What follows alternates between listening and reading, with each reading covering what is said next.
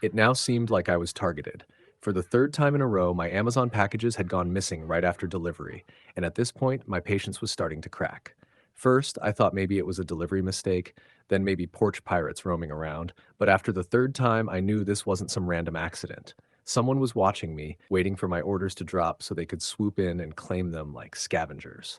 I was boiling inside, ready to snap, but I decided to keep my cool and do the responsible thing first. Welcome to Prodigy Tales. Make sure you like and subscribe for your top-notch HOA drama. So I marched myself over to the HOA board meeting, files of my missing orders in hand, determined to demand some accountability. Sitting at the long wooden table was Karen, the infamous HOA president herself, all smug in her floral blouse, pearls, and oversized glasses that screamed fake sophistication. I explained my problem clearly. Packages keep vanishing off my porch. I need some neighborhood help, and maybe cameras could be considered at the community entrance. But before I could even finish, Karen cut me off with that sharp nasal tone she always uses when she wants to humiliate someone. She said I should learn to keep my property carefully, and that the HOA can't be everywhere at the same time babysitting every little package. Her words dripped with condescension, and when she emphasized irrelevant little things, the entire room chuckled. The embarrassment stung like a slap in front of a crowd. My face burned as I gathered my documents and muttered a stiff, "Thank you."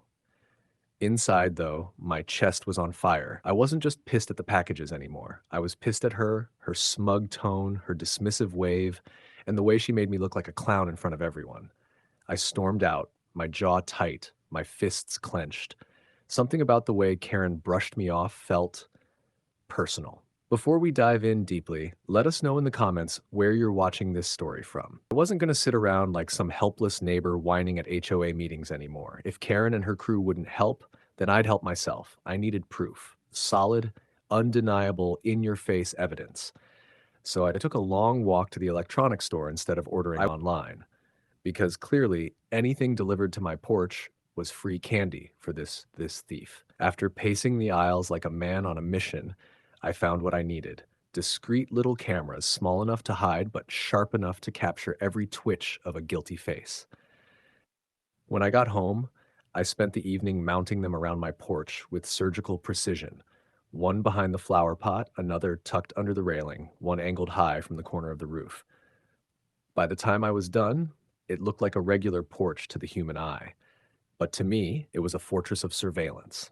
I sat back, cracked open a soda, and whispered to myself, "Come on, Karen, take the bait." Sure enough, it didn't take long. The very next package arrived, a set of headphones I barely even wanted.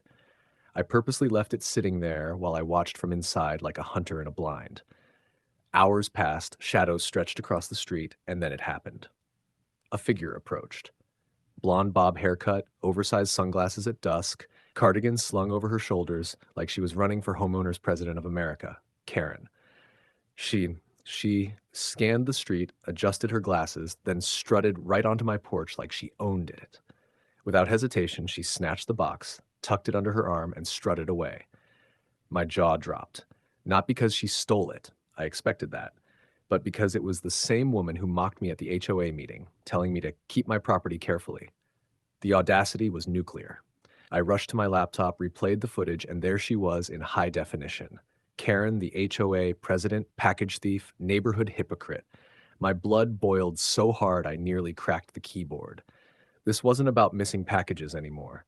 This was about pride, payback, and making sure Karen never lifted her smug chin at me again. And then it hit me. Karen's wedding was coming up in just a few weeks. What better stage to expose her than in front of every friend's half family member and board member she ever tried to impress? A wicked idea began to form, and I couldn't stop grinning. After catching Karen red-handed, I knew simple payback wasn't enough. No, this had to be big, dramatic, the kind of humiliation that echoed across the neighborhood for years. And her wedding, the grand event she'd been bragging about for months, was the perfect battlefield. If she thought she could steal from me and laugh it off, then she was about to learn how it felt to have something priceless snatched away: her reputation. Step one was bait.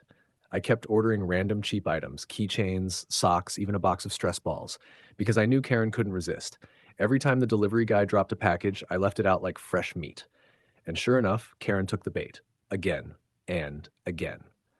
My cameras recorded every theft with crystal clarity. By the end of 2 weeks, I had a highlight reel of her porch piracy that could win an award for comedy. I didn't stop there. I added background music, dramatic slow motion zooms, and captions like Karen the Klepto. I even included her smug little wave to a neighbor while carrying one of my boxes. It was so ridiculous I laughed until I nearly fell off my chair. But when the laughter faded, my grin turned sharp. This wasn't just for my amusement. It was ammo. A few days before her wedding, I casually approached her in the community garden. She spotted me and immediately narrowed her eyes.